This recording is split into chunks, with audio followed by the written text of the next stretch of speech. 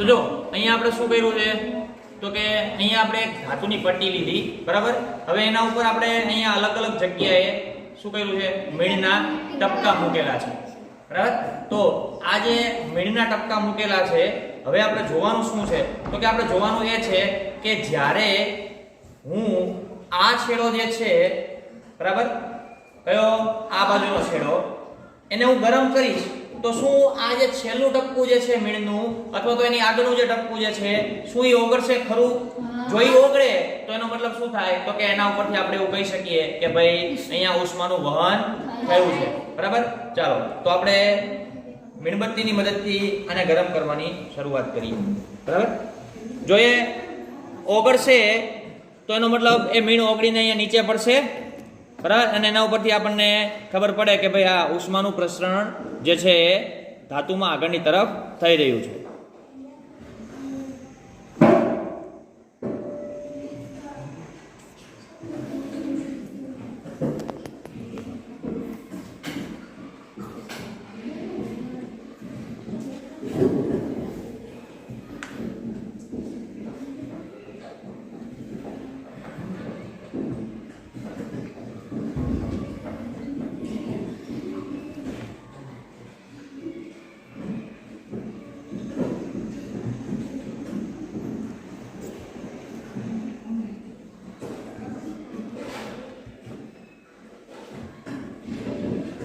જો મીણ ઓગળવાની શરૂઆત થઈ ગઈ.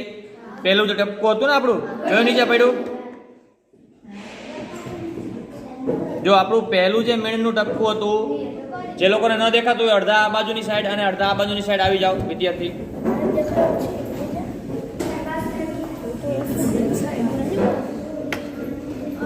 જો પહેલું મીણનું ટપકું જે છે એ ઓગળી અને અહીંયા નીચે પડી ગયું છે, એનો મતલબ ઉષ્મા જે છે ત્યાં સુધી પહોંચી ગઈ. ચલો એ કઈ અવાજ નહીં કર્યો બાળકો.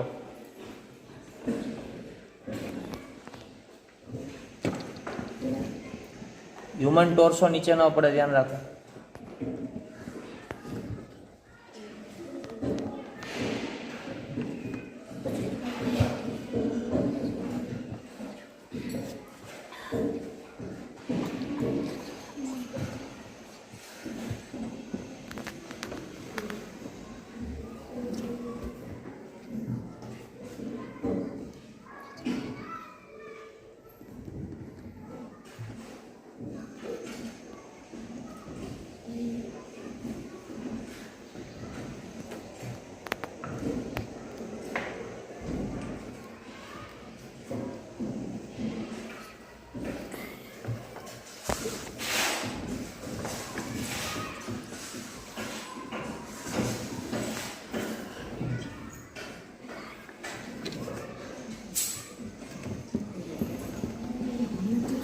જો બીજું મીણનું જે બીજા નંબરનું જે ટપકું આપણે મૂકેલું હતું એ પણ હવે ધીમે ધીમે ઓગળવાની શરૂઆત થઈ છે, બરાબર. એના સુધી ઉષ્મા પહોંચી ગઈ છે.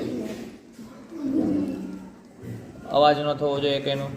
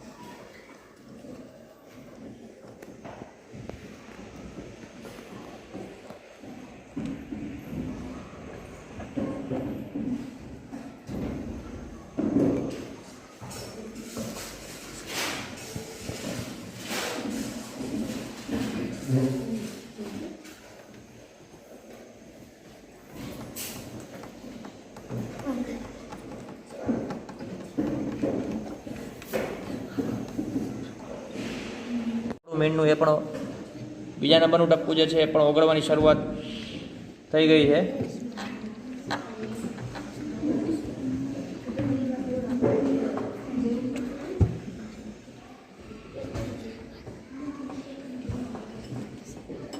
જો હા જો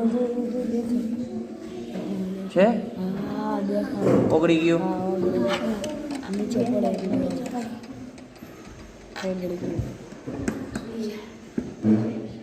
જો આ લગભગ બીજા નંબરનું જે મીણનું ટપકું છે આપણું, જો એ લગભગ ઓગળી નીચે પડ્યું છે. જોયું?